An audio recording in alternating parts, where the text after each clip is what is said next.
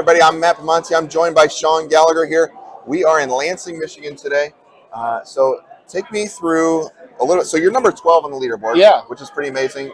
Being up there, a lot of great players in the room. We just qualified 3 players last season. Sounds like you're going to make a run for the championship also.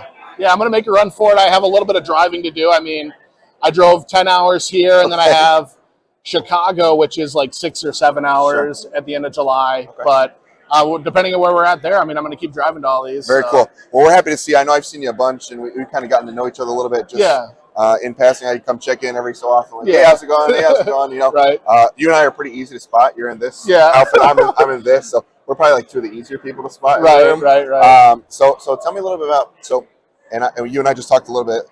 We've seen this money pile deck. Now you've played Modern Horizons 2 makes your deck possible, right? Yeah. So tell me a little bit about that. Yeah. So for this year, Modern has been pretty good to me. Modern Horizons 2, I got second place at Milwaukee playing Murktide, which is almost exclusively Modern Horizons 2 cards.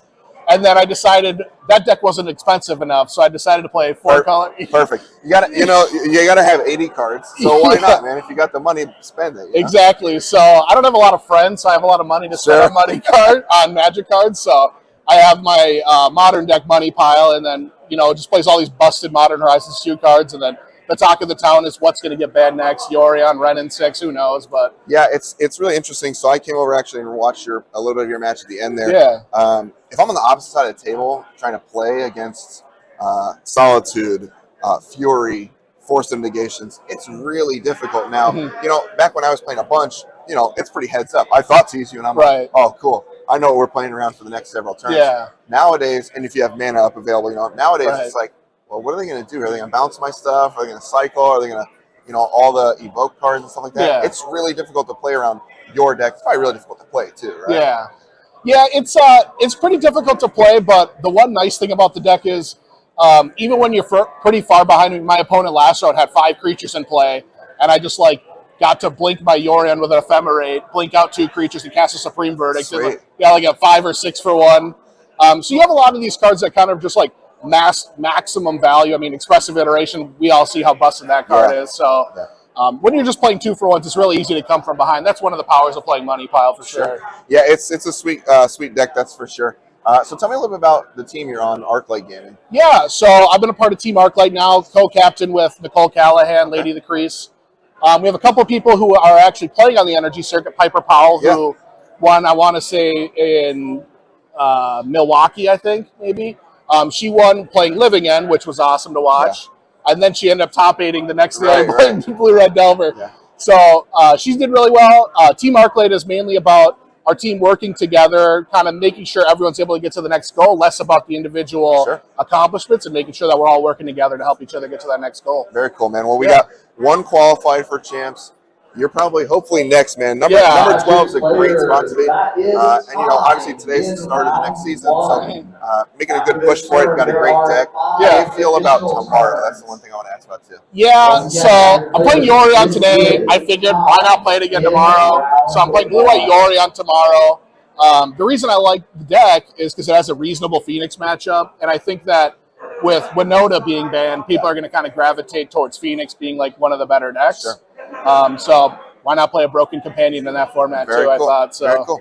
All right, man, anything else you want to chat about? Any shout-outs you want to give before we wrap it up? Yeah, so, I mean, shout-out to my friends in Minneapolis who are watching. They'll probably make fun of me for this interview, but... Hey, that's fine. Me too. Yeah, and then one last thing, I wanted to shout out to Eric Hawkins, who helped us make top 8 last time with an awesome top 8. Oh, yeah. That has to be one of my all-time favorite moments I've ever seen, because I'm sitting, probably, 50 feet away, and Eric's, rubbing the top of his deck, and I'm like, oh, man, he's going to hit it. And it's a no-look, just slam down. So if you get a chance to go watch that match, I mean, the called shots are so cool. How often does it really happen when someone knocks their deck and they actually hit the card? Right? Yeah, it was wild, honestly. It was a miracle on 4th Street for sure. Yeah, it was pretty cool. So, all right, well, Sean, thanks for the time, man, and good luck the rest of the day. Thanks. And I'll catch everybody next time for a good interview, and we'll sit down and get to know some more players on the Energy Series.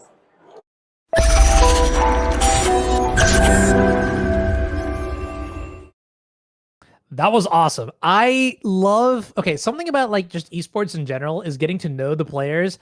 I'm a huge fan of a lot of players in other games, and I'm also a huge fan of players in Magic. Getting to learn about people on the leaderboard is to me, quite fantastic. And I have a lot to say about this, but most importantly, we actually have round 3 ready to go. We're going to be watching Sean this round all the way driving from, there's a 10-hour drive from Iowa. That is commitment to the craft, commitment to the leaderboard. I like to see it. And I think he's got a pretty classy opponent too, who we saw, just, I'll say it, right? Sean's ranked 12 right now on this leaderboard, and Will Krueger is the opponent, ranked 13. So a little bit of humble bragging right there, but you can see the matchup is going to be Living End, piloted by Will Krueger and Sean Gallagher on the 4-color blink deck that he was talking about. So Devin, give me the high level on this matchup. We haven't actually seen either of these decks on camera today. Maybe tell me about what's going on in these decks as well.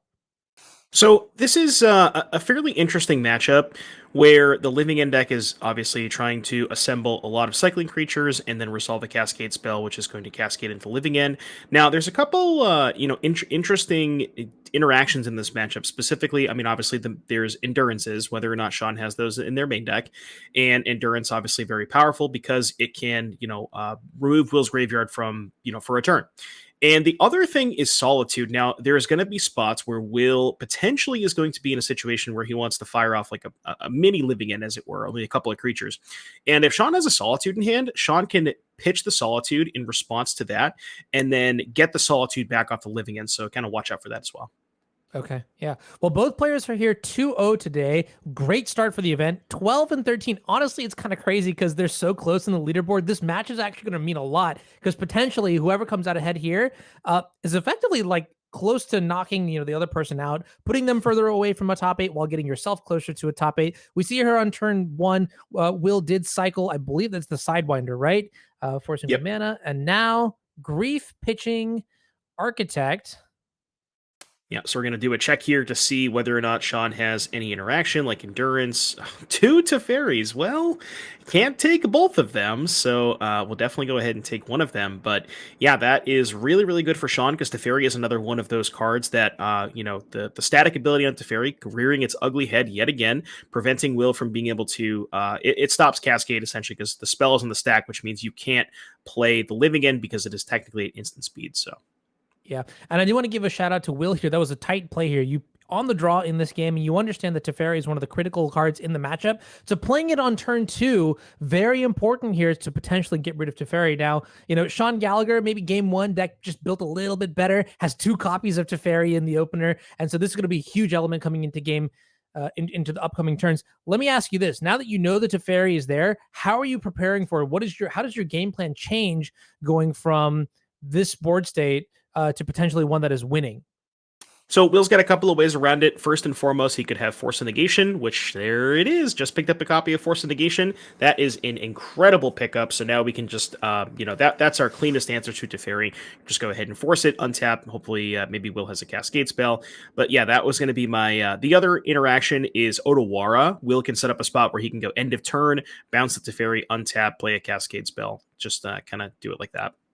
Yep, and here it is. The confidence that you will play this Teferi much high, but I mean, when Will draws that Force of Negation, I want to know exactly how he felt when he must have been like, oh, I actually have a game that I can play here. You're going to see him cycle another card here, Sphinx, I believe, and then what are we going to exile to this Force of Negation? Do we have another blue card? Okay, I was just going to say, I might have noticed a copy of Subtlety there as well, so I didn't realize that Will had Subtlety's main deck. That was, something I didn't notice, but that is another answer to Teferi, because removes it from play for a turn. All you need is that one turn to resolve the Cascade spell. Yep, and the upside here is that you get to actually put a creature into the graveyard, that creature being the Subtlety, and so that's why you might see the Force of Negation in exile. Explains a lot there. There it is, Living End. Goodbye, Ice-Fang Coatl. Hello, like 15 points of power, maybe? I don't know. That's kind of crazy. Yeah, this is almost. Yeah, I'm going to say this is all she wrote. I don't really think Sean can get out of this one at this point. Especially the Grief's going to resolve. We take a peek at the hand. Okay, potentially a bit of a misstep there, because we could have Solituded before the Living End and then got the Solitude back. Now, granted, I think Will has a big enough board where it might not have mattered, but something to keep in mind there.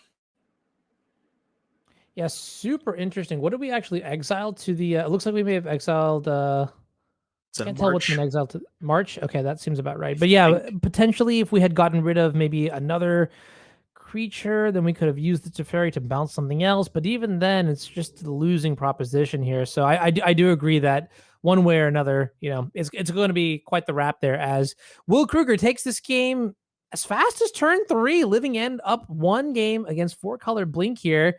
The 13 seed in Will Krueger against Sean Gallagher, the 12 seed. So talk to me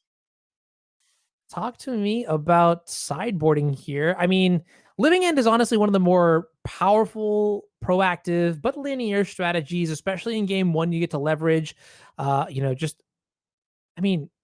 it's got so much interaction. We saw the grief, we saw the subtlety, we saw the force of negation. So in game number 2, how do we expect Sean's deck to change from the 4-color side of things? It all kind of depends on what sideboard cards Sean decided to show up with today. You've seen there's a myriad of different answers to Living End. Endurance, some play Flusterstorm, some play Chalice. Sean already has the copies of Teferi. But as you said, the Living End deck is really good at answering 1 or sometimes 2 of those specific interactive permanents. You see there, that game is a perfect example. Sean had 2 Teferis, Will had 1 Grief and 1 Subtlety, and that was it. The game was over. He answered, the first 2 Teferis, and then pretty easy, smooth sailing from there. So it really is all going to come down to what specific sideboard card Sean has access to. Speaking of sideboard cards, let's take a look at the deck list now so we can see what sideboard cards Sean has. I do remember seeing in the main deck somewhere like 1 copy of Endurance with the 4 Eladamri's Call. In the sideboard, though, I see another Endurance, a Knight of Autumn, a Fury, the Companion Yorion, Aether Gust, Flusterstorm, Disputes, Supreme Verdict, Chalice of the Void, and Boseiju. What do you like in this matchup? So as we were talking about the sideboard, Sean definitely came prepared for this matchup. So we're going to be bringing in the Endurance, the Flusterstorm, the Mystical Disputes to help fight over Force and Negation and Subtlety, the Supreme Verdicts because it actually can beat or resolve Living End, and then the Chalice of the Voids as well to be able to set those on 0. So a lot of good options here for Sean. Anything you don't like? One thing of interest is that Sean is playing 2 copies of Time Warp. That is a card that I've seen, phase in and out of the deck over time. What do you not like in the matchup here from the 4-color side of things? The spot removal is generally pretty bad. Living End is not trying to go 1 threat at a time. They're trying to put 6 or 7 creatures into play. Spot removal generally pretty bad. So Prismatic Ending, March, and Bolt are all, I think, easy cuts. And then you could, if you have, if you need room to bring in other cards, you could consider trimming on some of the more expensive stuff like where'd it go? Oh, yeah, they actually have 4 endings. So 4 ending, 2 March, 2 Bolt. That's 8 cards. Probably enough, but maybe a Witness, maybe a Time Warp. All right, well, ship it. Let me see the Living End deck that Will Krueger is playing today. Keep in mind, Piper Powell actually won the showdown with Living End and is on Team Arclight that Sean Gallagher is, I believe, at the head of. So talk to me about the sideboard here. I see 3 Foundation Breakers. I see 2 Subtleties, Living End. In the sideboard, that's kind of interesting. Mystical Dispute, Force of Vigor, Leyline of Sanctity, Leyline of the Void. Wow. Yeah, very interesting that Will has an additional copy of Living End in the sideboard. Okay, so they decided to go with 2 main deck and the third the sideboard. As far as what we're bringing in here, I like Subtlety to answer Teferi. I like Dispute as well to answer Teferi and Counterspell. And then I also kind of like Leyline of Sanctity. It all depends on whether or not Will knows the contents of Sean's 75, because you notice there's not that many Endurances, but Leyline of Sanctity is one of the better cards at answering Endurance. Okay, right, because Endurance does target the player, and Leyline says, hey, you can't target me, so that's a pretty good interaction to be aware of. Let's see how mulligans are going to be resolved here. Sean on 7, Will on 7. Will looking pretty confident there, at least with the generic gesturing and things like that. Sean, yeah, Will looking pretty, pretty happy with his keep, so we're going to start with an Abundant Growth here. I'll be totally honest with you. When my Living End opponent is confident like that, I got to be a little bit worried because it means their 7-card hand might be just way too good. Yeah, when Living End looks, whenever a Living End player keeps 7, even if they're not that confident, it's just that's the gut-wrenching sigh. You just, not again. Yeah, because there are certain hands that the Living End deck could have where you just can't do anything, right? Like, no matter how much hate you have, like, I can Grief, I can, like, Force of Negation, I can Subtlety, like we saw in that game 1, very powerful, and still kill you on turn 3. Right, game 1 was a perfect example. Sean had 2 copies of Teferi, which is, I think, probably the best card in the matchup from Sean's side, and Will was able to answer both of them, and there was just literally nothing Sean could do. Yeah, all right, well, Stomping Ground, Abundant Growth on turn 1 for Sean. Will plays Botanical Sanctum, I believe, and passes the turn here. Most likely going to cycle on the end step here, but I see a copy of Teferi in Sean's hand, and that's another question I want to ask you then is, what are the critical cards in the matchup here for Sean? What are we trying to play towards in the early game? Teferi, Endurance are definitely two of the better cards. We noted during sideboarding, Sean has a plethora of counter spells as well. The other cool thing is Eladamri's Call, because it can find more copies of Endurance. But yeah, those are the cards that Sean is really looking for here. Makes sense. Yeah. One thing I did not see in Sean's list, which could be a big deal. Never mind. I did not see them, but they are there. Is 4 copies of the card Counterspell. That's also probably very good in this matchup. In general, all the stack-based interaction here. I wonder if we're going to see a repeat of the turn 2 sequence where we'll cast a Grief to potentially turn off a turn 3 Teferi. That would be pretty good. Yeah, let's see if Will does have the Grief. I think I noticed, yeah, Will has a copy of Subtlety, so we can at least answer the Teferi that way. So that's definitely good for Will. And we'll have to see if Sean has anything like an Endurance or something. That would definitely be the one card that Sean is definitely looking for here. Yeah, and it's kind of cool because Subtlety also does respond to creatures as well. So, it seems like the perfect card to handle both Teferi and Endurance, which are, in my eyes, the most important cards in the matchup from the other side. So I could definitely put priority on having Subtlety in my deck, in my Living End deck, and then that makes the you go deeper down the rabbit hole there. Then Mystical Dispute gets really good, so on and so forth, et cetera, et cetera. Yeah, so Dispute. So now we can dispute the Teferi and then potentially also have Subtlety still left over for the Endurance. Really good. The one thing is here, Will has a small graveyard, so he's not gonna want to just cast a Shardless Agent for a 2/2 and a 5/5. That's a board. Remember how we talked about earlier, where there's sometimes where the Living End player is going to try to jockey for position and set up a small Living End. But I think this is one of those things where it's too small of a Living End. Okay, yeah. It's in the words of other gamers, comebackable, and I totally get that. You want to make sure that your board presence is, I mean, whether it is like having threats that are. Oh wait, okay. There's two River Winders. Never mind. With the Dispute was over the second one. I didn't notice the second one, so 2 is a little bit different. I think about Striped Riverwinder too is that because it has hexproof, it's a lot more justifiable to just put 2 of those into play because they're a little bit tricky to answer. And even if you do get Supreme Verdicted, which I think it would be the best solution to double Striped Riverwinder, you just bring it back with another Living End, right?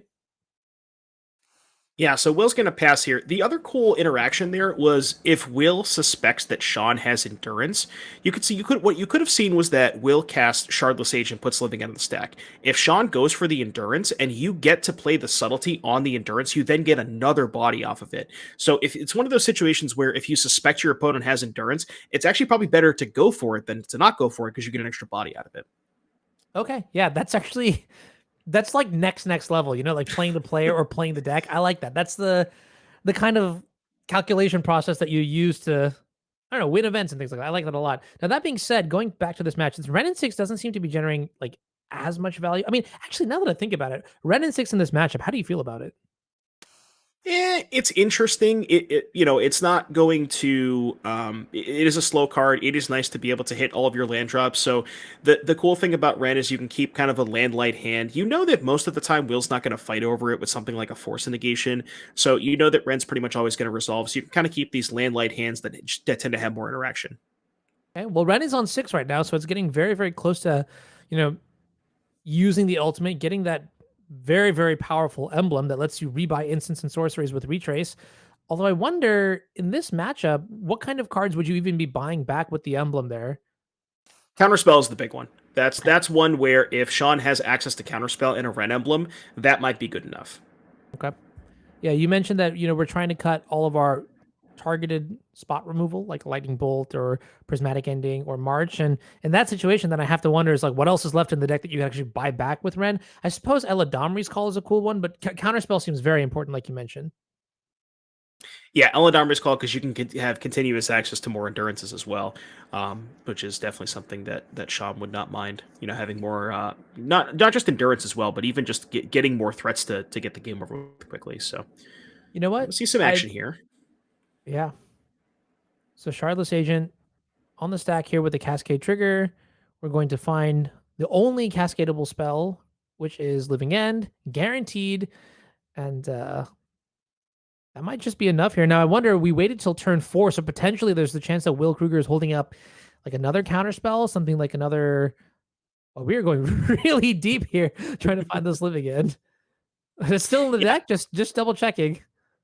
I saw a Mystical Disputes in Will's hand. Okay, so that was the reason probably waited till turn 4. Yeah, chat also points out Time Warp is a card in Sean's deck where that can go infinite with Wrenn and Six. Okay, that is a good one to have. There it is. Okay, so we got to see a lot of the deck there. I think we saw like Foundation Breaker, Mystical Disputes. I wonder if... There's like 4 cards left in Will's deck. That's actually fun. Yeah, I was wondering, do you think Will like boarded in the second or the third rather living end? Like, do we just have 2 in the deck? It's one of those things. I haven't played enough Living End to know how many copies of Living End you should have in certain matchups. So my inclination would... I don't know. I'd probably lean towards having 3 in my deck, I think. Okay. Well, Sean is ever so politely breaking down this deck for us, like for what we're seeing in the Exile Zone. So now we get to know some of the exact numbers there. And seems like a lot of the cards that we were suspecting did come in. I see Foundation Breaker is in as well. That must just be to respect Chalice of the Void. Yes, Foundation Breaker. So Will, that's actually a really good point. Will must know Sean. You said that you mentioned that you think they were teammates. Will must know Sean's deck list, because otherwise I don't know if you would 100% bring in Foundation Breaker in the dark unless you knew for a fact your opponent had Chalice. Okay, well, double 5/5s in play with Hexproof, and now things are looking somewhat suspect here from Sean's side. I mean, a Supreme Verdict would be a very clean answer, but then you're on the back pedal should another living end come into play. Hanger, there it is. Okay, that's good. Wow, yep, that's a verdict. And then you asked me if we had good spells to cast with this Wrenn and Six. Well, Supreme Verdict is a pretty good one. What's funny too is that we know that like the second living end or the third living end is probably like in the top of Will's deck, right? In the top 4 or 5 cards. Yeah. What if there's a real chance that he just ends up drawing that like living end, not cascading it into this? There's like a 20% chance that the game could just go absolutely... Okay, we have a fetch line. Never mind. Oh, we could shuffle. Okay. All right. I was gonna say that would be so evil if that actually just ended up happening. Yeah. Yeah, I mean, you could have seen there if Will didn't have a fetch land, he was, basically 25% to draw living it, right? And just like lose on the spot if we didn't, well, not on the spot, but like be in a very bad position if we didn't board the third one in. So that's kind of funny. But yeah, that Supreme Verdict is a really, really good one for Sean, because I don't really know that Will has an out to Wrenn Emblem plus Supreme Verdict. I don't think we have any play at that point. Did we draw it? I think we drew it. What, Living End? Yeah, he just he drew the Living End and just like scooped. Wow. Okay. Yeah, I don't know if he revealed 2 or just 1. It's possible maybe he didn't bring in the third one and just drew the second one, So I mean, I've talked to Will a lot, and I know for a fact this is just going to be like a highlight of this event, which is like, I mean, I had another Cascade spell. I had double hexproof 5/5 threats in my graveyard, and I was going to win, and then I drew the only other living it. And I mean, if I'm going to be completely honest, first of all, well, 2 things. I think this goes to show why maybe you do want to have the third one in the deck. There's a lot of like tension between deciding whether I want to take the consistency, more consistent approach, which is to have the 2 copies only, because if you draw any copies of Living End, you are probably behind in the matchup. You want to have a lot of interaction. You don't want Living Ends in your hand. I don't really know how you would recycle them otherwise. Is there a way to buy back Living Ends once they're in your hand or in the graveyard? In your hand, unless you're discarding to hand size, I don't believe so. But when they're in their graveyard, you can Endurance yourself. Okay, yeah, so that's like a nuanced thing. And Endurance also is just like not the best card in the matchup, so I don't even know if those are technically in the deck post board. We did see Foundation Breaker, for example, that could have been like a 1-to-1 swap, but then, and also we saw Leyline of the Void in the sideboard too. Speaking of, we should check out sideboards while we can. But then the other option is to like just keep the 2, keep the deck lean, keep it consistent, try to be interactive. I mean, if you look at that situation, Will literally flipped over so many cards in his deck that he was like starting to just like, he's like fatigued, like, oh, all right, here's one more. And then we saw Living in on the bottom, like in the bottom 5 cards. So like, is that really going to happen again? I mean, I feel like that just should not happen, right? So reevaluating the sideboards, do we think we're going to bring in anything else, specifically the third copy of Living In, if that is, something we'd be interested in? Yeah, so I was going back and thinking about it again. I think the third living end is for the grindy matchups where you're trying to resolve multiple living ends. If you expect the first one's not going to be good enough, I think that's definitely potentially a spot where you would want it. I don't know if that's what this matchup is about. I think Will's just trying to be as fast as possible. Potentially, it could be something where you maybe want access to the third one. I'm not 100% sure, but I think most of the same stuff I'm so sorry, by the way. I'm going to correct myself here. I see 3 copies in the main deck already. So this is actually the 4th copy in the sideboard, which means... Oh, the third one was hiding out down there. Okay, never mind. Which means that if you think about that game 2, it's even worse that Will he drew both copies of the other living ends. So that's like giga bad luck if you think about it. So I think I would just, going from game 2 to game 3, just try to reset my mental and be like, okay, this won't happen again, and try to play on. But I think it'd be a lot more interesting if there were only 2 in the main deck and a third one at the sideboard. Yeah, that's actually more interesting now that so he has 4 in the 75. I wonder when Will wants access to the 4th one. I'm very curious about that. Yeah, very good point. Because I feel like 3 is stock most of the time, right? Yes, yeah, 3 is definitely stock. So maybe, like I said, if he's expecting to play against a really grindy matchup where you need to resolve multiple living ends, you just can't afford to. You have to have all 4 copies in your deck somewhere. So yeah, that might be where it is.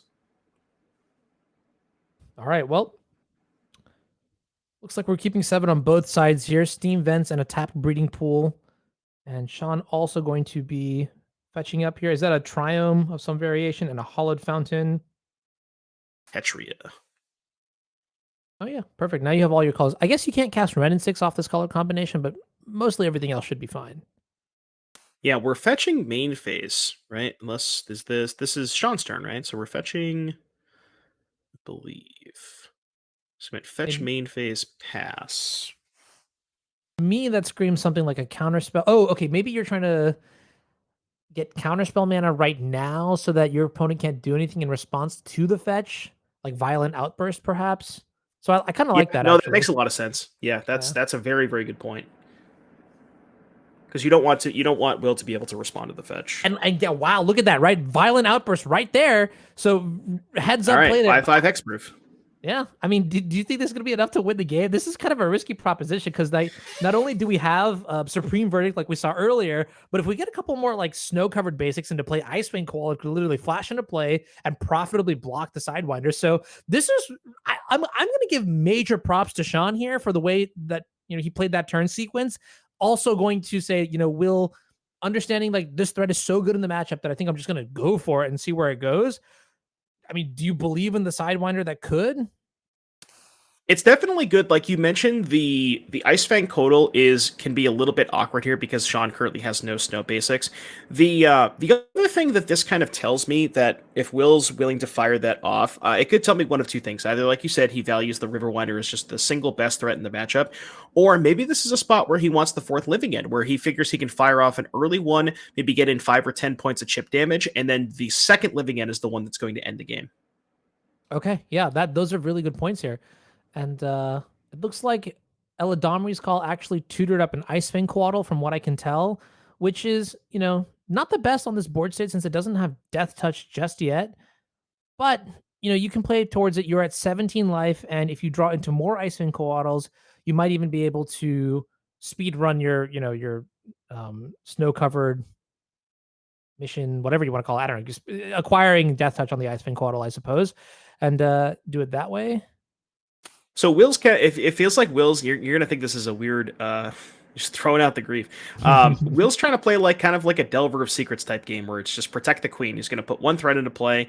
Now maybe Stripe Riverwinder isn't quite Delver of Secrets, but I mean, it did come into play for 3 mana, and here's the grief too. You get to hardcast. This is a lot more of an alternate approach where rather than this is unconventional. I wonder how often this happens in this matchup where you just is striped. Sidewinder.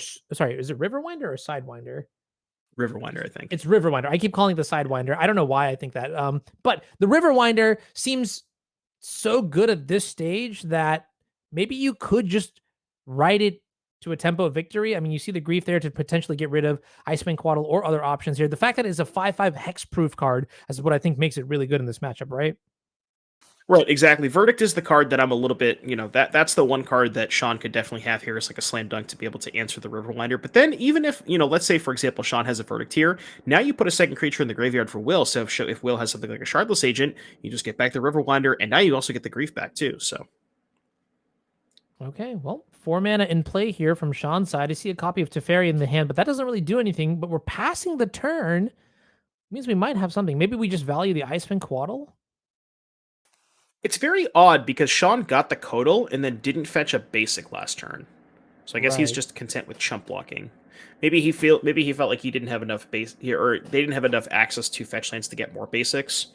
But yeah, interesting thing there. And okay. That's cool too. Yeah, having a second one. Life total is at 11, so it is relatively low. I don't blame that sort of analysis where like maybe you just can't get it online fast enough, the death touch, and then you just have to play it this way. But it could be kind of tricky. I mean, a 5/5. I guess if there are any copies of like Fury left in the deck, you could also block with that. We're slowly developing our mana base to the point where perhaps we can rely on some of our more expensive answers or threats to stabilize the board here. Yeah, Fury being able to trade 1-for-1 with the Riverwinder is nice. Let's see what Sean's got. We got a growth here. But yeah, it's one of those things where, Will's in a spot where Will has presented a threat that Sean has to answer. You can't just ignore a 5/5. It's going to kill you at some point. It's not the easiest threat for Sean to answer. And even if Sean does answer it, Will can just follow it up with another copy of Living End if Will does have the additional Cascade spell. Okay, well, the tempo aspect here, Subtlety coming down to counter Teferi. Mystical Dispute going to protect Teferi from the Subtlety, and the Planeswalker is in. Cascade? No more. Yeah, and now we're going to go up with Teferi. See if Will's going to go after Teferi or if we're going to just kind of go after Sean's life total. I mean, Will's in a spot where he has enough mana that he can just start hard casting threats. I might just ignore Teferi. Okay, we're going to go after Teferi. Grief's not too bad. What do we got? What's that? Eternal I see a Witness Solitude. It's a Witness? Okay. Yeah. Witness doesn't even seem that great here. Maybe you just take the Solitude and try to keep the Grief around. Yeah, Sean's graveyard is what? 2 Ice-Fangs, a Counterspell, and a Dispute. Yeah, you probably have to take the... I mean, the thing is, if you take the Solitude, then Sean could just Witness back the Solitude, right? Yeah, okay, that's true. That's not that great. It's just somewhat tricky. I mean, maybe it's a forced play. Maybe you're just forced into taking the Eternal Witness here because I think this is one of those things I read in like a PVDDR article a long time ago is like, you don't want to give your opponent options. And in this situation, if you take the Solitude, you give them the option of getting back Solitude or something better than Solitude. So just take that off the table, get rid of the Eternal Witness. The problem is they can hard cast the Solitude for 5 mana at this point. Sean can hard cast it. That would get rid of the Grief. And then, I mean, even blocking the Sidewinder with the Solitude is not that bad. But yeah, you can see Will comes to the same conclusion, says, let's get rid of this Eternal Witness. What you got? Yeah, and Will's also only on 1 card here. Will's almost pretty much out of gas at this point. So yeah, we're definitely in a rough spot here. The 4-color deck is certainly ahead this game. The Riverwinder might be able to get there, though. I mean, we're still in the abyss, if you will, where every turn we put a creature into play on Sean's side and block this 5/5 menace. And then, I mean, speaking of menace, Grief also does have menace as well, which is not nothing, right? Grief is actually a decent threat to cast for 4 mana. Right, exactly. Yeah, Grief is pretty hard to block. It's probably going to eat the Solitude here. Maybe if Will drew something like a Mystical Dispute. No, it did not. That would have been a really good draw step. Dispute the Solitude. But I would laugh in Teferi then if that happened, actually. I mean, there's Teferi. There's Teferi in play. The static passive will haunt us forever, I promise you. Yeah. I will, even when Teferi goes, like in the year 20XX, when we finally realize that Teferi's passive is just too broken and it's going to be with Wrenn and Six in the trash can, like, I'll still wake up in a cold sweat. I know I will. Teferi always gets you. All right, we got some Abundant Growth here. We drew, I think it was a white card. Couldn't quite tell what it was, though. I do like not blocking with the Solitude here, because, I mean, the lifelink that we can get from attacking here will mitigate the race, or the pacing of the race a little bit, if that makes sense. And this Yorion is going to be very, very impressive. Not only will it allow you to draw multiple cards off the Abundant Growths in play, but you also get to reset the board. Oh, okay. Nice. Okay, Ephemerate, sure. That was the white card we drew. Makes sense. But you also get to like reset the board, and you have a 3/2 and a 4/5, and that can block the Sidewinder very well. So Sean Gallagher now looking like he's in a very commanding position of this game. Planeswalker ticking up high, board controlled here against the 5/5 with a pair of your own creatures. At this point, Will's luck, I mean, maybe it's just Otawara to bounce Teferi and Cascade again. That might be the best thing we've got going. I don't even know if there are very many creatures in the graveyard too, because like, yeah, actually no, Living End is not even good anymore because there's 2 Ice-Fang Coatls and an Eternal Witness in the graveyard for Sean. So that's bad. Yeah, Sean, that's not where you want to be. Sean definitely gets the better end of the deal if a Living End resolves. Which is strange. This whole game has just been like super, I would say, convoluted almost. It's not how I really expect traditional Living End verse 4-color to play out. And maybe that's why we're in this position where we're drastically behind on board from the Living End side. Yeah, Will's draw just kind of didn't come together. You know, you notice Will didn't have a ton of cycling early, and then also was kind of under the gun with that Teferi pretty quickly. So, Will's draw just really kind of just didn't come together this game. And Sean just kind of did a lot of cantripping and eventually found his powerful cards. Yeah, absolutely. So EOT, both Abundant Growth's going to come back into play. Draw 2 cards here. We've got a 4/5 and a 3/2, and I would not be surprised to see right now Will Krueger maybe going to pick up his cards. Get some lunch, get some food. Yep, there it is. There's the handshake. And the Iowa local going to go up to 3-0, keeping that 12th ranked spot on the leaderboard here. Literally, I think it's so cool. Rank 12 versus rank 13 in a highlight match for round 3. And Sean going to take it out ahead here. So storyline continues. And honestly, like, this begs the question, as we're going to try to find out if we have a backup match available or not. But this begs the question, do you think that the Yorion deck, I mean, we saw what happened to Lurrus, right? Like, Lurrus was around for so long, and quite honestly, I think that companion was absurd. Do you think Yorion is going to eventually meet the same fate? I think so. I think it's just the companion mechanic as a whole is just kind of I would say a blight on Magic at this point for the most part. It really fundamentally changes the way that you have to build your deck. Even if you're not playing companion, you have to respect the fact that a lot of people will have access to it. And I think Yorion will, maybe it'll take a year or two, but I think it'll eventually bite the bullet.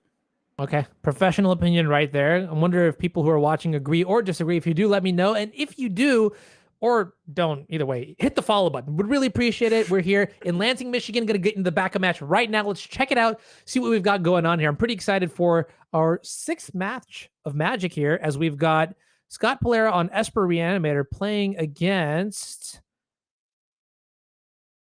I'll find out shortly. I think I see more Yorion. Yeah, that's definitely a Yorion. I'm going to guess 4-color. Looks like we're... Skylar Warfield. Okay, on 4-color control. So 4-color. That is the Mythic Meebo. With some Skylar. Nice. All right, so talk to me about this matchup. Esper Reanimator is a deck that I feel like I've seen a while ago. I don't know if it's as trendy or as popular, but it is in the 2-0 bracket. What does that mean? Oh, as we're mulliganing maybe down to 5 now? And this is game 1, right? 5, yeah. I believe so. Yeah, game 1. I generally think that the 4-color control deck is probably a little bit ahead. The thing that the Reanimator deck is a little weak to is the card Teferi Time Raveler. The Esper Reanimator deck is really trying to play at instant speed because they have their own Teferis, which can set up instant speed persist. It's also trying to enable or set up like Faithful Mending, I assume Tainted Indulgence as well. So Teferi is a big issue for the Esper deck, I think. Okay, understood for sure. I'm going to take a look at the Esper Reanimator list to see if there's anything exciting here, but I think overall, let's see, 4 Archons, 4 Grief, 4 Solitude, 3 Priest of Fell Rites. That's a card from Modern Horizons 2, and I'm assuming we've also got, 4 Ephemerate, 4 Mendings, 3 Tainted Indulgence. Now, that is a cool card from New Capenna. Blue-black, basically. Draw 2 cards, discard 1, unless you have, I believe, 5 or more mana values among cards in your graveyard. It's called, so Tainted Indulgence is the New Capenna addition to this list. And I think it's kind of cool as an early game I would say, enabler where you can maybe bin an Archon or something else, even like I guess honestly any of your creatures for that matter, and then use that to set up your follow up persist or unburial rights or whatever it might be. I don't know. I am a huge fan of drawing cards, so I like this a lot. And I wonder if this deck specifically gets to break Tainted Indulgence in some capacity because you have a variety of mana values, whether it is Archon being 8, Grief being 4, Solitude being 5. You get it at this point, right? Right. The really, really nice thing about Indulgence is there's two things that Indulgence does. One, it makes your deck a lot more consistent. Previously, you only had 4 copies of Faithful Mending to set up the turn 3 Reanimate. Now you have 7 to 8 copies of that. The other cool thing that Indulgence does is in a long game, you mentioned Grief and Solitude. Now, the thing about Indulgence is it's not that trivial to put the requisite number of different mana values, but Grief is 4, Solitude is 5, and they both are free spells, right? So it's really easy in the late game to have a spot where Indulgence is just a 2 mana draw too. Okay, yeah. Now, in this matchup, though, talk to me about some of the key cards in Game 1. I mean, deck lists are closed, so for viewers in the audience who are watching, neither player knows what's going on. I mean, okay, if you reveal the Bird Serpent, I think Scott might have an idea of what's going on the other side, but I'm sure Skylar, just has a generically good hand. It's possible that even on this mulligan, that Scott might be able to sort of steal a win, but is that a mulligan to 3? That's a mulligan to 3 cards. Okay, well, you know what? It's gonna be a little rough. I don't know about you, but just like from a let's talk about this from a competitive perspective. Like if I'm in Skylar's seat, I just say we take those. We take the free wins when we can get them. Tournaments are long. This is a 9-round event. For just a Swiss portion, and especially when you're playing a deck as complicated and grindy, and with matches as long as they are, as more color control with Yorion. If I can get a free game in, I'm not complaining. Now, it's funny because you saw, I don't know if you noticed that, but Scott kind of flashed their hand to the camera there. Scott's hand is really good. Scott has Unmarked Grave and Persist. Now, if Scott does find a land and Skylar doesn't have it, and maybe it potentially doesn't have an answer to this Archon of Cruelty, we could still see an Archon. Now, there's no land, but yeah, that is I'm not gonna lie. This is gonna be a crazy game. I mean, this is one of those like highlight reel sort of games where like if it happens, it's gonna be like written down in all of history. Now, statistically speaking, it's probably not gonna happen, but I gotta say I love rooting for an underdog. I don't know. That being said, this is a pretty good start here. Skylar has played Wrenn and Six on turn 2 that will set up the infrastructure for future turns. And there's a number of cards that Skylar could have. If they draw into like Solitude, or like you mentioned, Endurance, or just things like that. A lot of ways to answer Archon in this deck. Okay, there's the land for Scott. Now, again, I don't have a good look at Skylar's hand, so I'm not sure exactly what they're working with in terms of removal spells or answers for a potential Archon of Cruelty, but we do have Unmarked Grave and Persist from Scott's side, so potentially we might have a bit of a game on our hands. And just to double check, I do believe that is a forest in play on Skylar's side, so there will not be a counterspell coming down here. Correct. Which means, okay, the gates are open. We see Archon of Cruelty in the graveyard.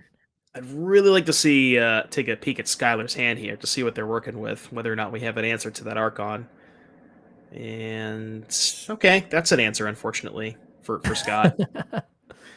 I say unfortunately. I'm trying not to be biased, but anytime I can root for you a don't have to try. 3, Don't worry. It's a mulligan to 3. I totally understand it. All right. That being said, though, so the reason why Teferi specifically is scary is because even though the Archon gets to come back into play here, it does have a number of effects here where you have to sacrifice a creature or a planeswalker, discard a card, blah blah blah. 2 planeswalkers, so we're going to sacrifice the Wrenn and Six, discard the Misty Rainforest that the Wrenn and Six got. So basically, like Archon's completely mitigated here. Now the Teferi can just bounce it back to the hand, and we are suddenly, for a mulligan to 3, it's not that bad, but like the board state is very favored for Skylar for sure. Yes. Yeah, 100%. I was trying to think of, mull to 3s in Modern. What's the best mull to 3? Obviously the correct answer is probably just Tower, Power Plant, Mine, but, Land, Persist, Unmarked Grave has got to be up there. Now from this stage, okay, so we see potential, what is this? Maybe Omnath? Okay, there's Omnath. And that'll gain 4 life, maybe go up to 17, potentially gaining 4 mana as well if we fetch. How do you feel about Omnath as a card? I think it's like super sweet, but I wonder if it's a bit too strong for Modern. Potentially, it does. The thing about Omnath is it is a card that allows you to. It does kind of everything, right? It gains you life in the aggressive matchups. It allows you to press your advantage against control because it gives you a bunch of, like, essentially it's a free spell if you have a fetch land. So it is, good in essentially every single matchup, and it provides you a ton of value. Not that Omnath, but yeah, Omnath is incredibly strong for sure. For sure. I like that there's like a nerfed version on Arena that just like costs 1 mana extra, doesn't draw a card, but scries one. That to me is a great sign of, I don't know, just like Magic design in general, like all the directions you can go with all these sort of cards. Now, that being said, looking at the board here, the fact that we get to untap with Omnath is a big deal, because if we get another Archon in play using Omnath's manager generation ability, we could just get the Yorion to our hand and then maybe even flicker the Solitude using the extra mana from Omnath to get rid of another Archon. So, I have to wonder, like, I mean, if there were 4 more cards in Scott's hand at the beginning, it could have just been a complete wipe, because Scott had so much stuff going on for him here that even on a mulligan to 3, that, like, I don't know, I'm color me impressed with this mulligan to 3, I guess I should say. Right. Yeah. Scott kind of had the nuts, right? He had to, or if Scott did have the land, they would have just went turn 2 Unmarked Grave, turn 3 Persist. If Skylar immediately doesn't have a Teferi or a Solitude, that's probably all she wrote, right? You have to kill that thing immediately. Maybe it's possible that the amount of time that Scott gave Skylar by missing those land drops maybe let Skylar draw into that Teferi. So, like you said, it would be really interesting if, what would have happened if Scott had a full grip. So Teferi going to bounce the Solitude. Anyone wondering where it went? Because I know I was. In the hand here, Teferi also gets to draw a card. And this is the stage of the game where I think once you have access to all your mana, it becomes the case where the 4-color control deck just gets to do all these absurdly powerful tools. And I think here's something interesting too, right? So we're going to see Counterspell take care of the Solitude. This is one of the reasons why I really like these elementals in this format, is that early game, they're a bit cost intensive, but late game, when you can hard cast one and get full value out of it, the duality of these cards is just so incredible. Oh yeah, for sure. They definitely scale a lot better. Solitude is a card that it's coming from the other side of things. Like when your opponent plays a Solitude on turn 1, like let's say against your Ragavan, you're not that unhappy with that exchange. Your opponent's down a card. But as far as the Solitude player is concerned, it's something you probably have to do. You don't want to let them have their turn 1 creature. But once you get into the late game, Solitude feels, casting it for 5 mana is really powerful, because you keep the body and all that stuff, and that's gonna be enough. Yeah, I mean, top deck endurance there is going to cause us to go to a game 2, which, honestly, good. More Magic is a good thing here, but wow, that match was, I mean, I was hoping, but we can only go so far on a mulligan to 3 here. I've heard of games won on a mulligan to 4. I've never seen anyone win on a mulligan to 3. I don't know. Have you ever had that? Like, I wouldn't even call it like luxury. I would just call it like a miracle experience almost, because it just seems so impossible to happen. There was one situation that you might get a kick out of this. I was playing Legacy. For whatever reason, I was playing Mandalist Dredge, and my opponent mulliganed to 1, and they put a Leyline into play, and then I conceded. That is not how I thought the story was going to go, and that is great. Okay, that is hilarious, actually. Okay, so we're getting an update right now.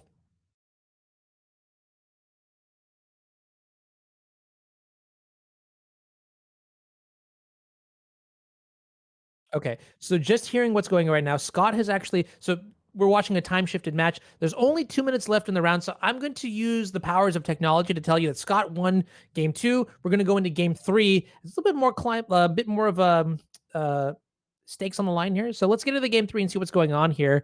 Since there's only 2 minutes, we'll probably skip the deck list, but I can tell you already from the sideboard here for Skylar, I see 3 Veils, 3 Chalices, some Verdicts, Endurances, Yorion, obviously, Boseiju, Force of Vigor, Emrakul, and Flusterstorm. I would imagine Endurance is definitely going to be great here. And we're into the madness here. Wow, this board looks pretty crazy. Deep into the madness. Yeah, so catch me up. What's going on here? A lot of Planeswalkers for Skylar, and not a lot of non-land permanents for Scott here. So I would have to imagine Skylar is in a pretty good position here. We got the Wrenn and Six, so Kenzen loop. That's kind of cool. That is pretty sweet too. Yeah, I think Sokenzin is the kind of card that I think even more so than looping Boseiju and looping Otawara for some reason, and this is completely unexpected because I'm a blue mage through and through, but looping Sokenzin with Wrenn and Six makes me happy. As you can see here, six hasty 1/1s coming into the red zone. Scott at 5, Skylar at 27. Right, and the cool thing about that is it essentially turns your Wrenn into a game-ending threat. Sometimes Wrenn and Six, sometimes you don't have a spell to go with it, or you don't have a good land to go with it, but this actually pressures your opponent, so. All right, so Faithful Mending going to gain 2 life, put Scott up to 7. However, Sokenzan can put